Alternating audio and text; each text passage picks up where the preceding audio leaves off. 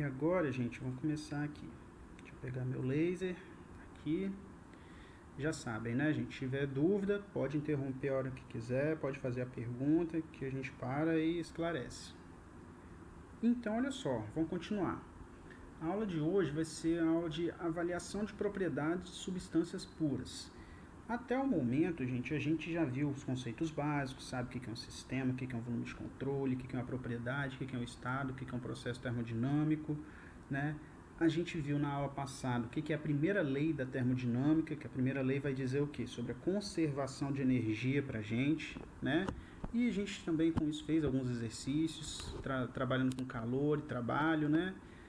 E o que essa aula de avaliação de propriedades vai acrescentar para a gente? Olha só, quando a gente estava estudando a primeira lei, a gente viu o quê? Que a variação da energia é igual ao calor adicionado a um sistema menos o trabalho realizado por esse sistema. Aí como que a gente calculava as coisas? Primeiro, se a gente considerasse que essa variação de energia aqui não teria, a gente não consideraria a parcela de energia cinética e de energia potencial, a variação dessa energia aqui viraria apenas a variação da energia interna. Como que eu calculo essa variação de energia interna? É a massa vezes a variação da energia interna. Isso aqui, o minúsculo, quer dizer que é uma propriedade intensiva, kilojoules por quilograma, ok? Então, isso aqui era a forma que eu ia calcular essa primeira parcela. E esse dado era entregue para mim no enunciado. Falava, ó, o sistema teve a sua energia interna variando em tanto. Já entregava esse valor para a gente. Para calcular o calor, a gente tinha que saber se está acontecendo radiação, convecção ou condução. E em cima das fórmulas que a gente tinha lá na aula passada, a gente calculava. Ou era entregue também, foi adicionada a quantidade tanto de calor em quilojoules, ou 1 kJ por quilograma, ou uma taxa de adição de calor em quilowatts, enfim. Isso também era entregue. E para calcular o trabalho, a gente tem várias formas, só que a gente estava trabalhando mais com trabalho de expansão e de compressão do sistema fechado. Para isso a gente fazia sempre o quê? Integral de PDV. Okay? Os exercícios que a gente fez na aula passada também se resolviam praticamente todos fazendo o quê? Integral de PDV. Okay? Lembrando, se ele estiver expandindo, variação de volume positiva, trabalho positivo. Se ele estiver comprimindo, variação de volume negativa, trabalho negativo. Se não tiver variação de volume, esse termo aqui vai embora, trabalho zero. Beleza? O que vai ser acrescentado aqui para a gente agora, gente? Agora, essa informação não precisa ser dada para a gente. Não precisa falar, a variação da energia interna foi de tanto. Agora, a gente vai pegar e vai determinar o estado da substância. Como? A gente vai pegar pressão e temperatura, vai ver se é um líquido, se é um vapor, enfim. E com isso a gente vai saber determinar o seu estado termodinâmico. Quando eu falo estado termodinâmico, estou falando o quê? O conjunto de propriedades que descrevem a matéria naquele determinado instante, ok? Então, olha só, a primeira coisa que a gente vai verificar vai ser o seguinte, se eu tenho uma substância pura, essa substância ela vai ser o quê? Vamos lá, a gente tem os exemplos aqui, eu tenho nitrogênio, ar, água e ar de novo. Então vamos falar primeiro desses dois aqui. No caso aqui eu tenho nitrogênio e eu posso chamar isso de substância pura. Por quê? Porque é uma única fase que tem aqui. E se eu pegar qualquer pontinho aqui desse sistema fechado, eu vou ter N2. Então eu vou ter uma composição homogênea por todo o meu sistema. Beleza? Se eu tiver água, H2O aqui, eu tenho uma mistura bifásica, por exemplo, mas isso vai ser uma substância pura? Vai. Por quê? Porque eu sei que cada espacinho que eu for analisar aqui desse líquido vai ser H2O e cada pedaço que eu for analisar aqui da fase de vapor vai ser H2O. Então é homogêneo, beleza? Então não tem problema. Isso também é uma substância pura e eu consigo determinar suas propriedades assim. Vamos lá. Se eu tiver ar aqui, todo na fase gasosa, eu vou ter a molécula de ar aqui, uma molécula de ar aqui, uma molécula de ar aqui? Não. Mas o ar, gente, é uma mistura de gases. Tem nitrogênio, tem oxigênio, dióxido de carbono, monóxido de carbono, enfim, vários compostos. Só que é uma mistura que a gente pode dizer que é padronizada, ela varia pouco. Então essa mistura ar ela faz uma média ponderada das suas propriedades. Então, por exemplo, qual vai ser a energia interna do ar a 30 graus Celsius? Vai ser uma média ponderada da energia interna de todos os seus compostos, sendo ponderado pelo quê? Pela quantidade que tem, né, na mistura. Então, eu vou pegar e vou ter um único valor ali que vai ser a propriedade do ar. Beleza? Então, se o ar estiver inteiro aqui na forma gasosa, ele também é uma substância pura.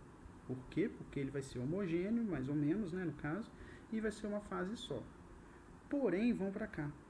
Se o ar tiver parcialmente condensado, ele deixa de ser uma substância pura. Por quê? Por que o ar deixa de ser e a água não? Porque a água, se eu tiver parte da água líquida e parte gasosa, estiver evaporando a água aqui, eu sei que o que vai estar evaporando é a água, H2O, e o que vai estar líquido é H2O. Agora, se o ar estiver condensando, eu sei que, na verdade eu não sei que o que vai ser líquido é a mesma coisa do que vai ser gasoso. Eu posso condensar parte dessa mistura de gases e não condensar uma outra parte. Então eu vou ter uma substância diferente, líquida, diferente da substância que eu tenho aqui gasosa. Como assim? Vamos pensar, por exemplo, o nitrogênio, que é quase 80% do ar. Ele vai condensar a pressão atmosférica a menos 200 graus Celsius, mais ou menos. O dióxido de carbono, ele vai condensar, se eu não me engano, uns menos 50, alguma coisa assim. Então, por exemplo, se eu for resfriando, na hora que eu passar do menos 50 graus, tiver menos 51 graus Celsius, eu vou começar a ter CO2 líquido aqui, porém eu não vou ter nitrogênio líquido aqui. Então eu vou ter uma composição diferente do líquido e do ar. Então deixa de ser uma substância pura. Ok? Então a gente vai trabalhar com substâncias puras para a gente poder determinar as suas propriedades. Beleza? Vamos lá. No caso ali embaixo, no slide anterior, a gente tinha duas misturas bifásicas. Já falei com vocês, acabou esse negócio de falar estado da matéria, né? Estado sólido, estado líquido, estado gasoso, não. A gente não vai trabalhar mais assim. Estado pra gente é o conjunto de propriedades termodinâmicas, que vai descrever o que a gente estiver analisando de maneira quantitativa.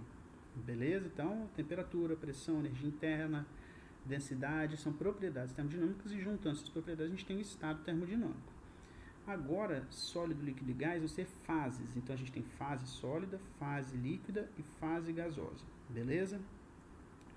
Na fase sólida, gente, a gente tem então as moléculas muito próximas e com um arranjo bem definido. A gente não consegue ficar movendo uma molécula com relação à outra.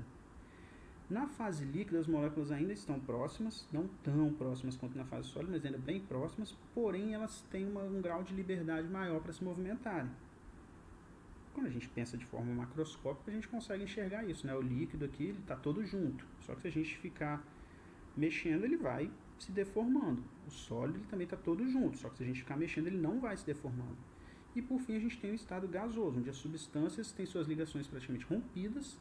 Então elas não estão nada próximas, isso aqui é até fora de escala, né? Essa distanciazinha aqui, comparado com essa distância aqui, não, é absurdamente maior a distância entre as moléculas quando comparado de um líquido para um gás, beleza? Então elas se movem livremente, ok?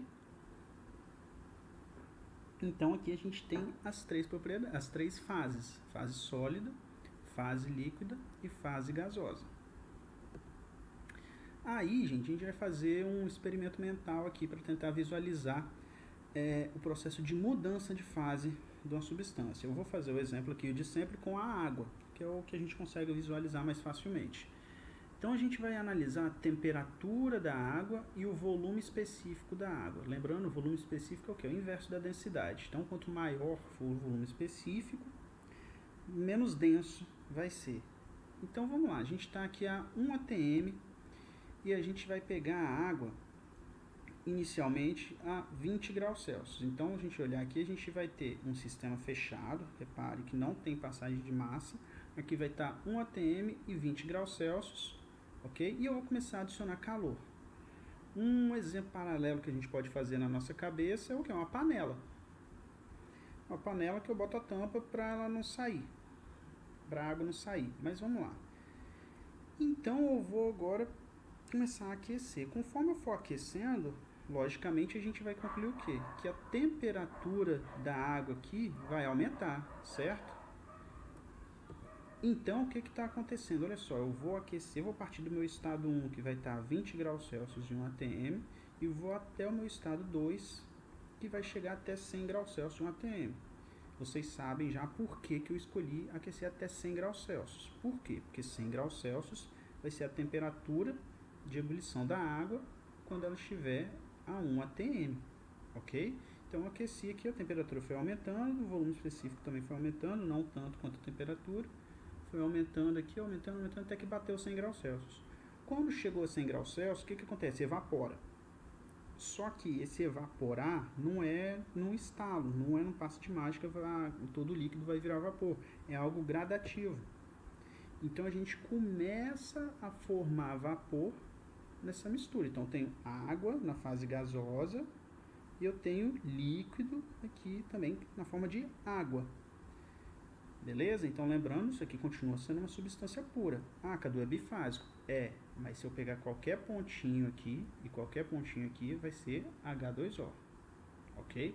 Então, eu estou aqui analisando o estado intermediário nessa mudança de fase. Meu estado 3, repare, ele está a 100 graus Celsius ainda. Ou seja, o que a gente percebe? Que na mudança de fase, não há variação de temperatura. Ok? Então, eu vou continuar aquecendo e a temperatura não vai aumentar. Eu vou continuar aquecendo até que eu chegue num ponto onde eu tenha apenas vapor aqui. Quando eu tiver só vapor, acabou com todo o líquido e continuar aquecendo, aí sim eu vou começar a ter minha temperatura elevada novamente. Ok? Então, até eu chegar aqui no meu estado 5, eu tenho aumento de temperatura. Por quê? O aquecimento que não gera alteração de temperatura ocorre apenas na mudança de fase, do ponto 2, meu estado 2, até o meu estado 4, ok? Do ponto 2 até o estado 4, a gente sabe que o calor aqui tem um nome, o calor que é adicionado para a mudança de fase, onde não há a variação da temperatura, a gente chama de calor latente.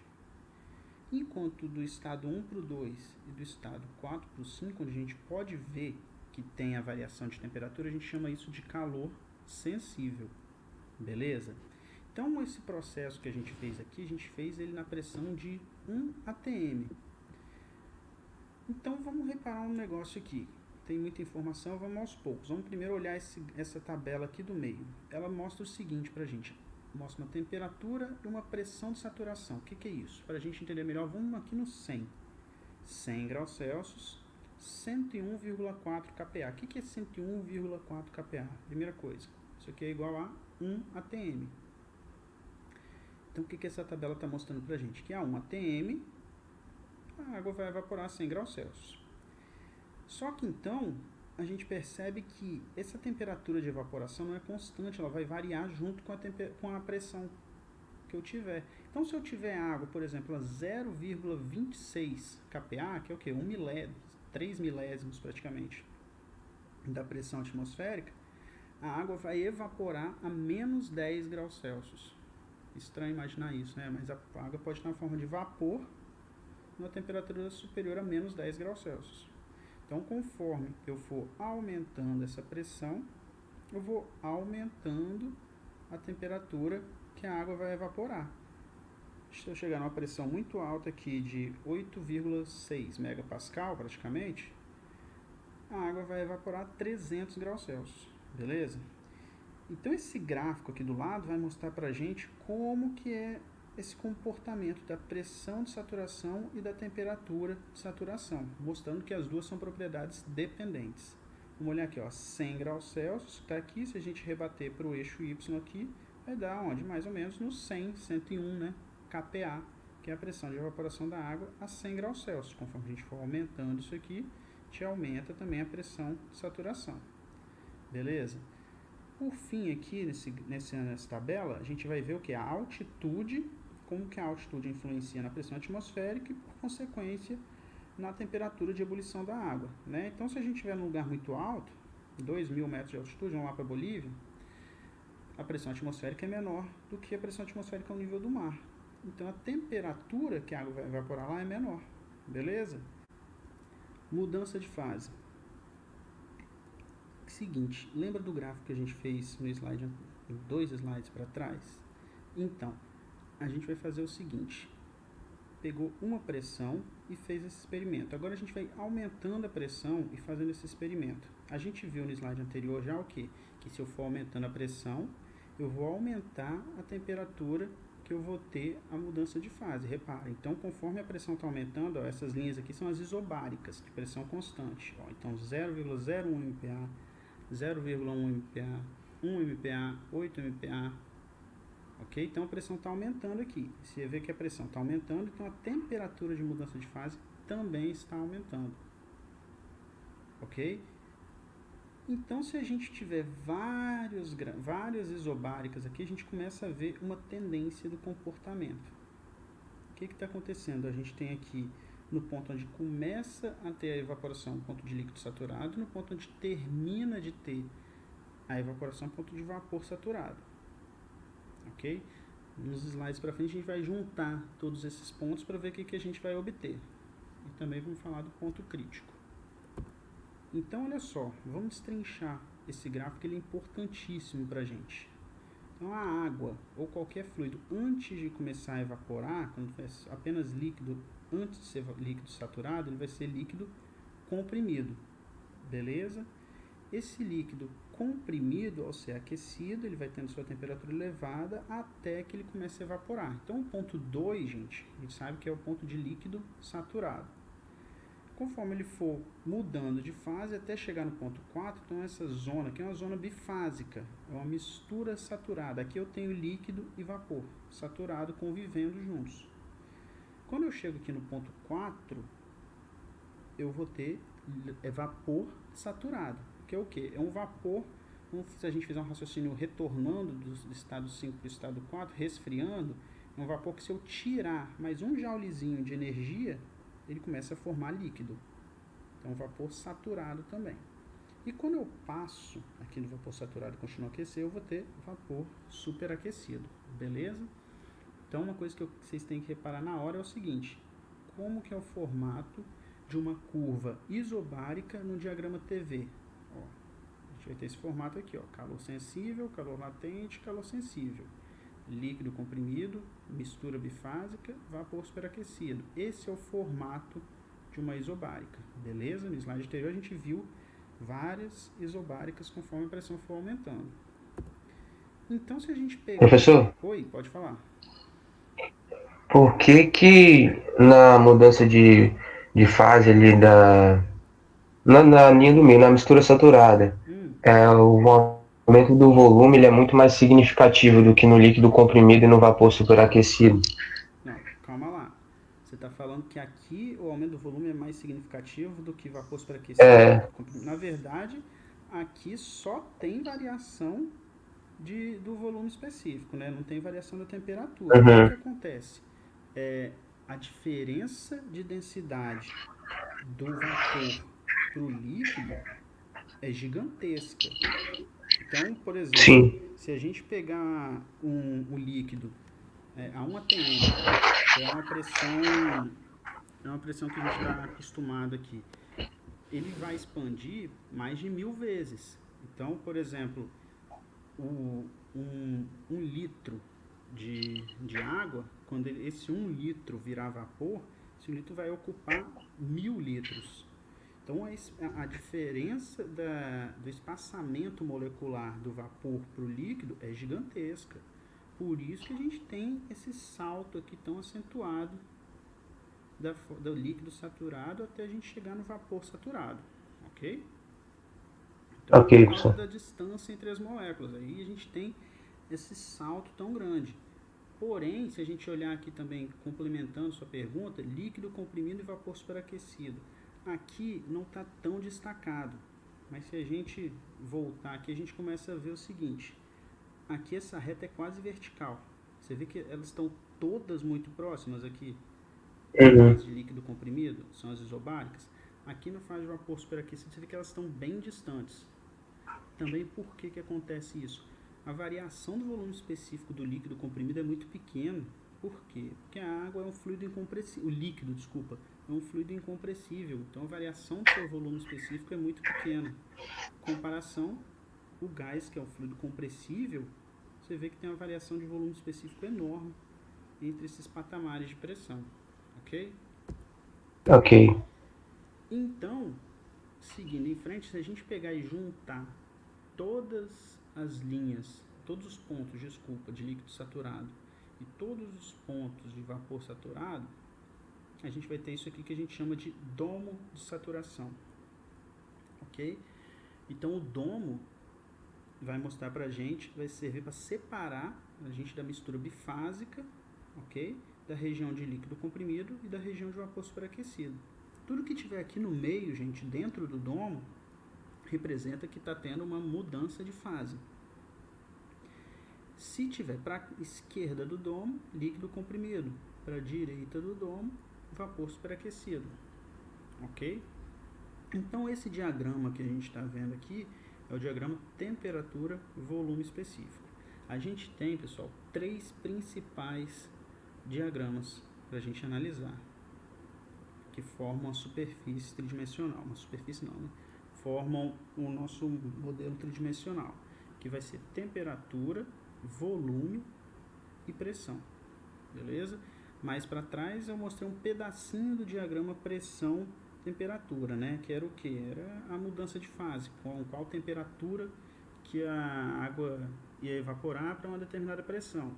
Agora eu estou mostrando para vocês o diagrama temperatura-volume. A gente já viu ali nos slides anteriores também, tem esse formato, e isso aqui é o formato da isobárica.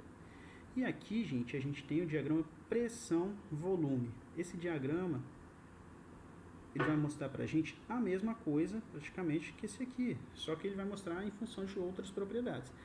Ele também vai ter o domo de saturação, ok? E mais pra frente eu vou mostrar como que ele é construído, mas saibam o seguinte: do lado esquerdo do domo, líquido comprimido. Dentro do domo, região bifásica. Do lado direito do domo, vapor superaquecido, ok? E essa linha que a gente está vendo aqui agora, ó, esse pontilhado, vai ser a minha isotérmica, beleza? Parece besta perguntar, mas como que vai ser minha isobárica aqui então nesse diagrama? Vai ser uma reta na horizontal. A minha isocórica, uma reta na vertical. Assim como a isocórica aqui no diagrama TV também. E a isotérmica aqui é uma reta horizontal. Beleza? Então, olha só. A gente sabe que a gente tem o líquido aqui. Quando a gente vai aumentando sua temperatura, a gente tem essa mudança de fase. Tá vendo aqui? Do ponto de líquido saturado até vapor saturado, vai tendo essa mudança de fase, ela vai ocorrendo gradativamente. Isso acontece quando a minha pressão é menor do que a minha pressão crítica. O que é essa pressão crítica, gente? A pressão crítica vai ser uma pressão que, quando eu passar dela, eu não consigo mais distinguir o que é líquido e o que é vapor. Como que você explica isso, professor? Porque é meio abstrato, sim. Eu vou passar um vídeo para vocês que vai mostrar o CO2 supercrítico. Ele pega gelo seco, que é CO2, e ele controla a sua pressão e temperatura, de forma que esse gelo seco vai começar a condensar, vai virar líquido, e conforme ele for aquecendo vai virar gás, e a pressão também vai aumentando, porque o volume lá é fixo, então conforme a temperatura vai aumentando, o gás vai querer expandir, não vai conseguir, a pressão lá vai aumentar. E o que vai acontecer? Você não vai conseguir mais distinguir o que é líquido e o que é vapor, vira uma grande confusão ali. O fluido supercrítico, gente, então, é algo que a gente vai discutir um pouquinho mais em termo 2, ainda é um conceito meio abstrato, mas eu vou deixar um videozinho depois para vocês assistirem, ok? Então, voltando aqui ao nosso diagrama pressão, volume específico cortado aqui, mas aqui tem um Vzinho. Vamos fazer o seguinte experimento, agora mais rapidinho, ó. A gente tem aqui água, que vai estar a 150 graus Celsius e 1 MPa. Isso aqui é líquido comprimido, nessas condições aqui. E eu tenho uma série de pesos aqui em cima. Eu vou retirar esse peso. Se eu retirar esse peso, isso aqui vai querer expandir. Se isso aqui expandir, eu vou aumentar o espaço, o choque entre as moléculas vai diminuir, sua temperatura vai diminuir. Mas eu não quero que a temperatura diminua. Então, conforme eu for retirando os pesos, eu vou aquecendo. Esse meu processo todo vai ser isotérmico. Então, se eu for fazendo isso aqui, para uma temperatura de 150 graus Celsius, conforme a sua pressão for diminuindo, o meu volume vai aumentando, porém minha temperatura é constante. Ele vai ter esse comportamento aqui. Se depois eu fizer uma temperatura menor, isso aqui que vai acontecer. E essa aqui é isotérmica, gente, ok? Então, do lado esquerdo, você repara que ela tem um comportamento inverso da isobárica quando a gente usa o diagrama temperatura-volume, ok?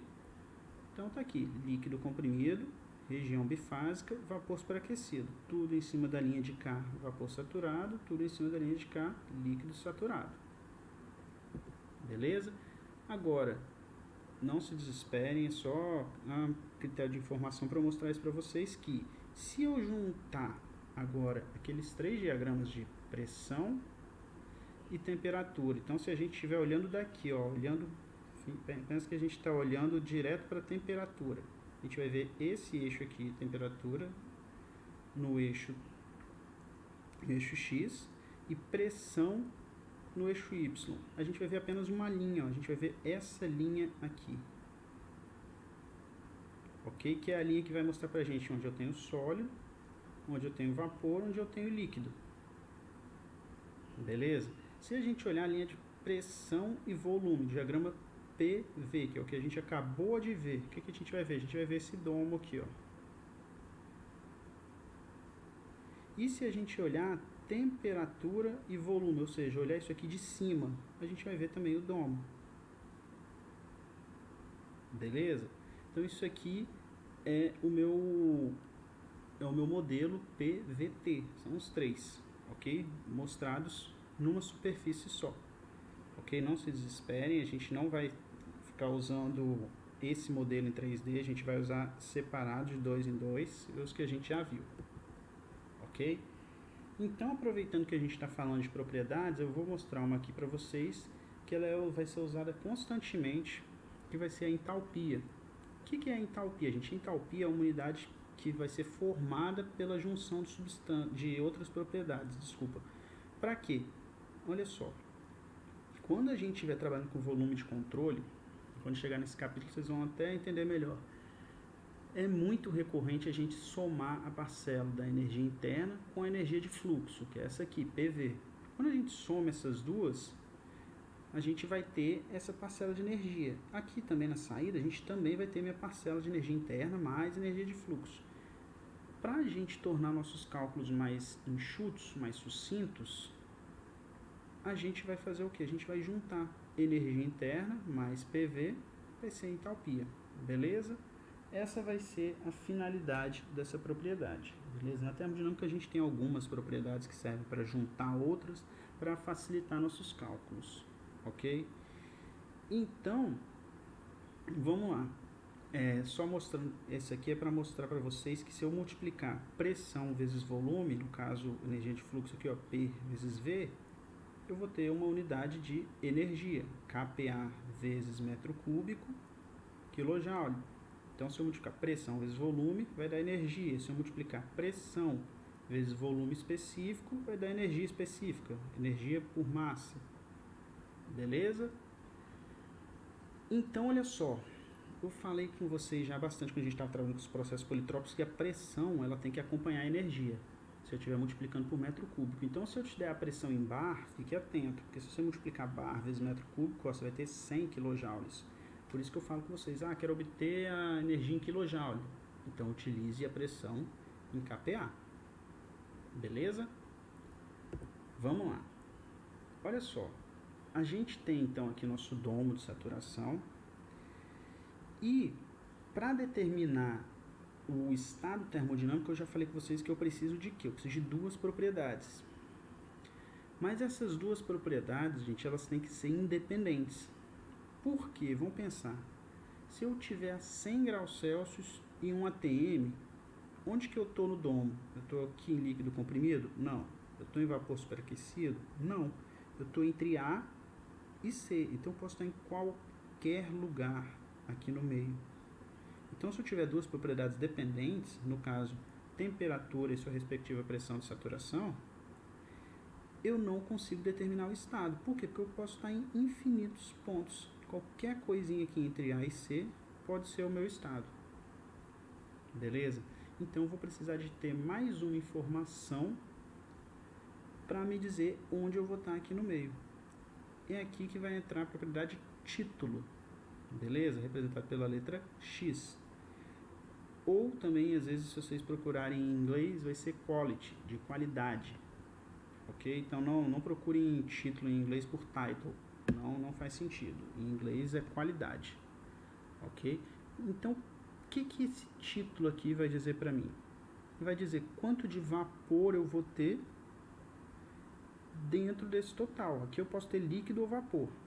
Então, ele vai pegar a quantidade de vapor que eu tenho e dividir pela quantidade de líquido mais a quantidade de vapor. Ok?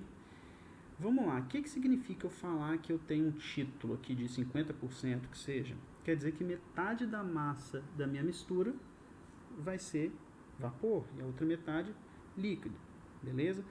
Mas aqui, isso aqui serve para explicar o que? Essa figurinha aqui do lado esquerdo.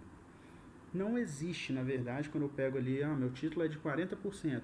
Então eu vou ter uma mistura aqui com 40%. Não, olha só, eu vou ter separado ali, vou ter uma partezinha de líquido saturado e uma partezinha de vapor saturado, beleza? E o meu título 40% me diz o quê? Me diz que da massa total, 40% é do vapor, ok?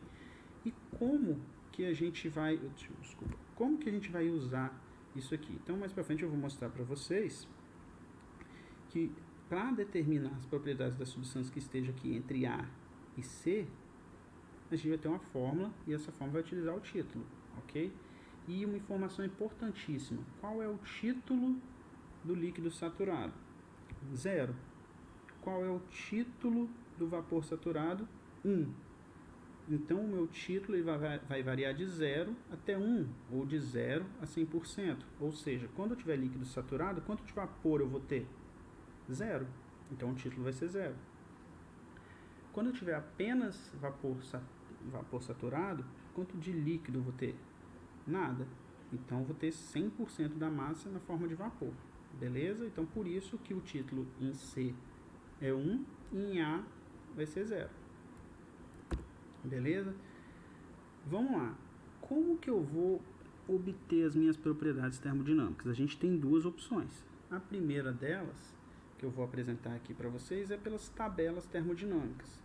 Se vocês pegarem o apêndice do livro que vocês estão, todos eles vão ter essas tabelas, que vão servir para a gente poder obter as propriedades termodinâmicas. Então, aqui no caso, eu tenho 90 graus Celsius, ele já me diz qual é a minha pressão de saturação. Então, quando a água estiver a 90 graus Celsius, para ela evaporar nessa temperatura, a pressão do meu ambiente tem que ser de 70 kPa. Beleza? Quando eu tiver líquido saturado, nessa condição, 90 graus Celsius, esse vai ser o valor do volume específico de líquido saturado. Quando tiver vapor saturado, esse vai ser o valor do volume específico. Beleza? Então, assim que a gente vai lendo a nossa tabela, ok? Vou indicar alguns exercícios para vocês fazerem também, porque já falei com vocês em aula. Eu não vou ficar usando tabela, a gente vai usar o software.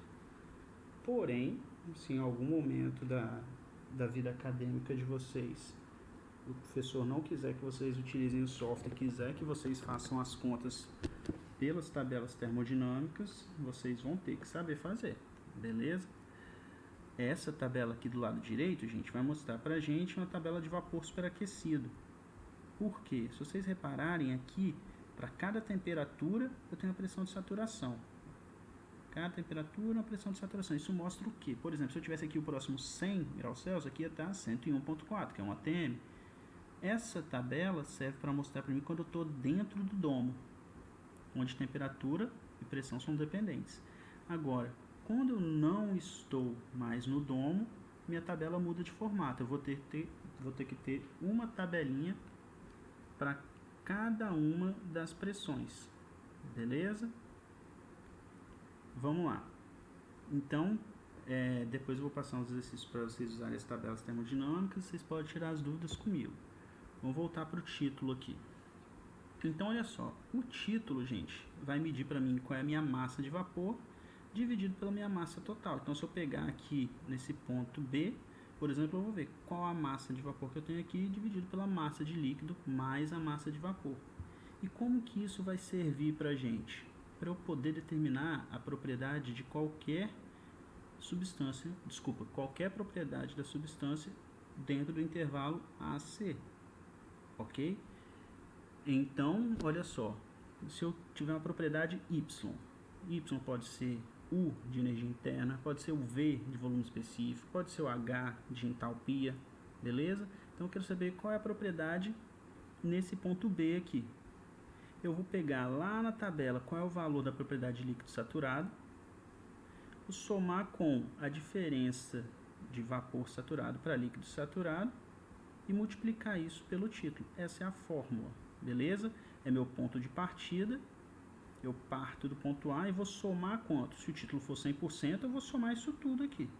Se o título for 40%, eu vou somar 40% de AC, ok? Então é assim que a gente vai usar o título. Se eu quiser saber a propriedade de qualquer substância dentro do domo, eu vou precisar usar o título, beleza? Se eu tiver, gente, então, líquido comprimido, isso é muito importante vocês saberem que, professor, eu não vou usar tabela mesmo. Tá, mas eu já falei com vocês em sala. O IT, às vezes ele tem algumas limitações quanto aos dados dele de líquido comprimido. Então a gente vai precisar fazer sim essa aproximação. E qual vai ser? Se eu tiver 5 MPa e 80 graus Celsius, eu ainda não vou ter chegado na minha temperatura de evaporação para 5 MPa. Beleza? Então eu vou estar aqui na região de líquido comprimido. Como que eu vou fazer para achar as propriedades desse ponto? Eu vou fazer uma aproximação. Eu vou pegar esse ponto e vou fingir que agora é esse aqui. Então eu vou aproximar pela temperatura. Eu vou seguir reto aqui e vou pegar esse ponto aqui. Beleza? Então eu vou pegar para líquido saturado a 80 graus Celsius, qual vai ser a energia interna. Beleza? É muito importante que vocês façam a aproximação pela temperatura e não pela pressão. Porque se você pegar para 5 MPa líquido saturado, você vai pegar esse ponto aqui, desce, você vai pegar o ponto aqui. Você está aumentando o erro. Então vocês vão aproximar pela temperatura. Vocês vão vir aqui e pegar esse ponto. Beleza? Então, para a gente determinar as propriedades de líquidos comprimidos, a gente vai fazer a aproximação. Para qualquer uma delas aqui, eu vou pegar qual que vai ser o volume específico, VL no caso, gente, a propriedade quando ele diz L, ele está falando do líquido saturado, beleza? Então eu vou pegar meu volume específico aqui, vai ser o volume específico de líquido saturado na temperatura T que eu estiver. Então ele vai estar fazendo essa aproximação aqui, pegou esse ponto e jogou para cá, beleza? Então, gente, do que eu queria falar com vocês de teoria hoje, é isso.